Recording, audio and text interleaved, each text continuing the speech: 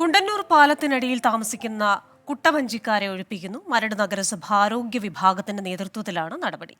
കുറുവാ സംഘാംഗം സന്തോഷ് ശെൽവത്തെ ഇവിടെ നിന്ന് പിടികൂടിയ പശ്ചാത്തലത്തിൽ കൂടിയാണ് ഇവരെ ഒഴിപ്പിക്കുന്നത് മനസ്സിലാക്കാൻ കഴിയുന്നു. ശ്രീകാന്ത് തത്സമയ വിവരങ്ങളുമായി ചേർന്നു. ശ്രീകാന്ത്, ഈ കുട്ടവഞ്ചിക്കാരെ ഇപ്പോൾ ഒഴിപ്പിക്കേണ്ട സാഹചര്യം അത് നേരത്തെ പറഞ്ഞതുപോലെ ഈ കുറുവാ സംഘാംഗത്തെ പിടികൂടിയത് തന്നെയാണെന്ന് മനസ്സിലാക്കുന്നു. അപ്പോൾ എത്ര ആൾക്കാരുണ്ട് അവിടെ, എന്താണ് അവരുടെ പ്രതികരണം?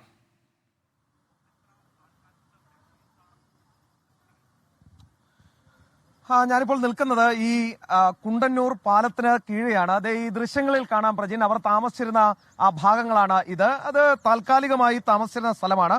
ചെറിയ ഷെഡ് പോലെ കെട്ടിയുണ്ടാക്കി ഇവിടെ താമസിച്ചിരുന്നതാണ്. സ്ത്രീകളും കുട്ടികളും പുരുഷന്മാരും വൃദ്ധരും അടക്കമുള്ള ആളുകൾ ഇവിടെ ഇപ്പോഴും ഉണ്ട്. കഴിഞ്ഞ ദിവസം ഈ കുറുവ സംഘത്തിൽപ്പെട്ട സന്തോഷ് ശെൽവം എന്നയാളെ പിടിച്ചതിനെ തുടർന്നാണ് ഇവിടെ നിന്നും ഈ ആളുകളെ ഒഴിപ്പിക്കാൻ ഇപ്പോൾ മരട് നഗരസഭ തീരുമാനിച്ചത്. പക്ഷേ നഗരസഭ അങ്ങനെ പറഞ്ഞങ്ങ് വിടുകയല്ല.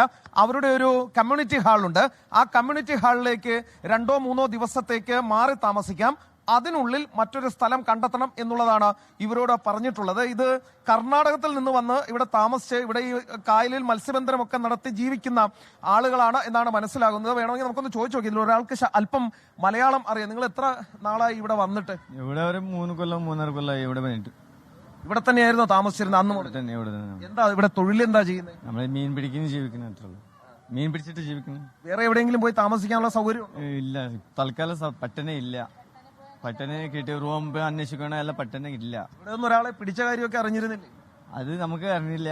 അവർ ഇങ്ങനത്തെ ആളെന്ന് അറിയില്ല. നമ്മളാളല്ല, അത് വേറെ ടീമാ. അത് വേറെ ടീം. പ്രജിൻ, ഇത് ഇവരേതാണ്ട് ഒരു 3 കൊല്ലത്തോളമായി ഇവിടെ താമസിക്കുന്ന ആളുകളാണെന്നാണ് പറയുന്നത്. കഴിഞ്ഞ ദിവസം ഈ പറഞ്ഞതുപോലെ ഈ കുറുവാ സംഘാംഗത്തെ പിടിച്ചു.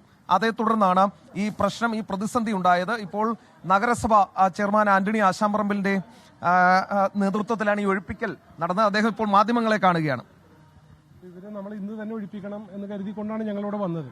പക്ഷെ പ്രായമായ ആളുകളും ഈ പറഞ്ഞ പോലെ കൊച്ചുകുട്ടികളൊക്കെ ഉള്ളതുകൊണ്ടാണ് അവർ തൊട്ടടുത്ത ദിവസം, അവർ 3 ദിവസമാണ് ചോദിച്ചത്. പക്ഷെ നമ്മൾ 2 ദിവസം, മറ്റന്നാൾ വൈകിട്ട് 5 മണിക്ക് അവർ ഇവിടുന്ന് ഒഴിഞ്ഞോളാമെന്ന് പറഞ്ഞത്.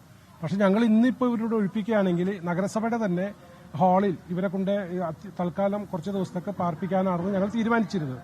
പക്ഷേ ഈ ഒരു അവസ്ഥ ഇവർ പറഞ്ഞതുകൊണ്ട് അവർ തന്നെ ഇതെല്ലാം മാറ്റി ഒഴിഞ്ഞോളാം എന്ന് പറഞ്ഞതുകൊണ്ടാണ് നമ്മൾ 2 ദിവസം കൊടുത്തിട്ടുള്ളത്.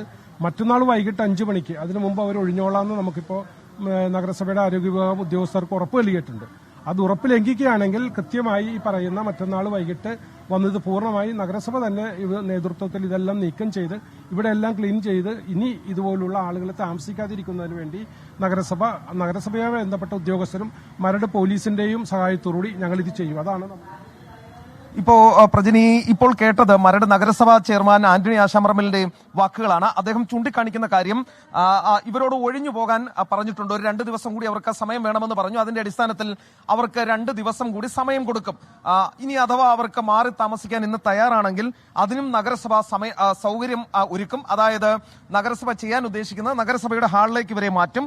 പിന്നീട് ഇവർ മറ്റൊരു സ്ഥലം കണ്ടെത്തണം എന്നാണ് അദ്ദേഹം പറയുന്നത്. മനുഷ്യത്വപരമായ സമീപനം നഗരസഭയുടെ ഭാഗത്തുനിന്നും ഉണ്ടാവുകയും ചെയ്യുന്നുണ്ട്. ശരിക്കും ഇവർ 2-3 കൊല്ലത്തിലധികമായി ഇവിടെ താമസിക്കുന്നു എന്നാണ് പറയുന്നത്. തികച്ചും അനാരോഗ്യകരമായ ചുറ്റുപാട് തന്നെയാണ്. ഏത് സമയത്തും സാമൂഹ്യ വിരുദ്ധ ശല്യം ഉണ്ടാകുന്ന മേഖല കൂടിയാണ് ഇവിടം. ഇവിടെ അവർ ഈ മത്സ്യബന്ധനം അടക്കമുള്ള ഉപജീവനം നടത്തിയാണ് ജീവിച്ചുകൊണ്ടിരുന്നത്. എന്തായാലും അത് എന്താണ്, എന്തുകൊണ്ടാണ് അത് ഒഴിപ്പിക്കുന്നത്, ഇത്തരം കാര്യങ്ങൾ ഇപ്പോൾ നഗരസഭ അധികൃതർ തന്നെ വ്യക്തമാക്കിയിട്ടുണ്ടല്ലോ അല്ലേ? അതെ, എന്തായാലും തികച്ചും അനാരോഗ്യകരമായ സാഹചര്യത്തിൽ തന്നെയാണ് അവർ ജീവിക്കുന്നത്. 2 ദിവസം കൂടി സമയം കൊടുത്തിട്ടുണ്ട്. എന്ത് തന്നെയായാലും അവർക്കും ഒരു നല്ല പാർപ്പിട സൗകര്യമൊക്കെ ഉണ്ടാവട്ടെ എന്ന് നമുക്കത് കാണുമ്പോൾ പെട്ടെന്ന് തോന്നുന്നുണ്ട്.